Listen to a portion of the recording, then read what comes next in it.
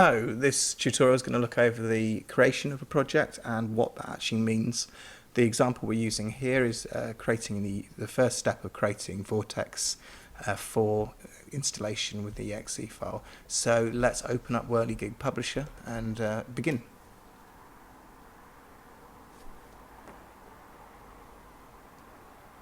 The first manual you'll see when you actually open it up for the first time is this choose the root of your project creation screen. You cannot actually start using the player until you've created your actual project.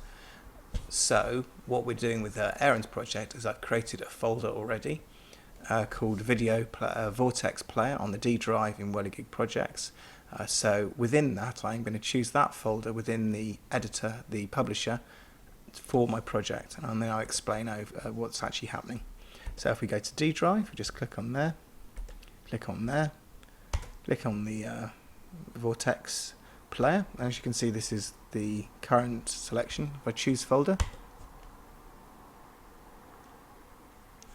and there we are. Now we've actually added a project to our project list, and we can start working with that project to make our player. So what you've noticed is that within the folder, 3 folders have been created. Now these folders are specifically designed and created for creating the installation file once you need to do so. So you've got the codec pack, and within there, codec support, you've got the code tweak tool, and you've got lav filters installer. Both of those are required to install the lav filters. In the projects folder, you've got the actual player itself. Now this is basically the actual player that's installed into the program files. So what you can do is, if you wanted to distribute the actual player itself separately from the installer, you could simply go into this Vortex player folder that you've selected here, that you've created here, and you could simply use that folder there as your distribution and just use that as a zip. So when people open it, then they could choose either direct-to-rift or the 32-bit version, wherever they want to actually use it. If you download a lot of Rift programs, you'll notice a lot of these will actually look like this. In this case, the actual project will be packed up and created as an exe, which will be installed rather than just giving out. If we go into the project files, these are the files that are actually replaced out and that get built up with the installer itself. So there's a few here that you might notice. You've got the icon file. This is the icon that's used to actually for the editor, for the actual player itself, and also for the installer that you've created. And you've got the Whirligig top. You've got the top banner, which in this case, if we just make these a bit larger, is what's presented at the top, and then you've got the side banner, which is presented on the side.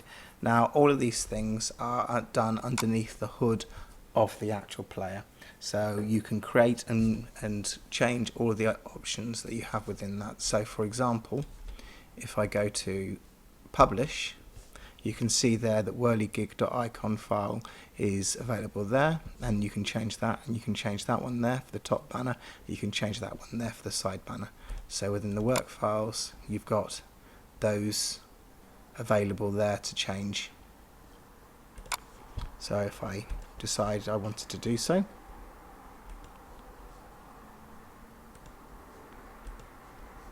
choosing the Vortex one, then you can see that it's gone to vortex.icon, and within here it's now the vortex.icon. All the editor does is edit these elements within here and makes that player customizable and distributable. So if we create another project, for instance, if I was to just do folder temp, go back to projects, create project, go to D drive, Whirligig temp, choose project. In here, as you can see, they've been created again, and they are back to the original ones as well.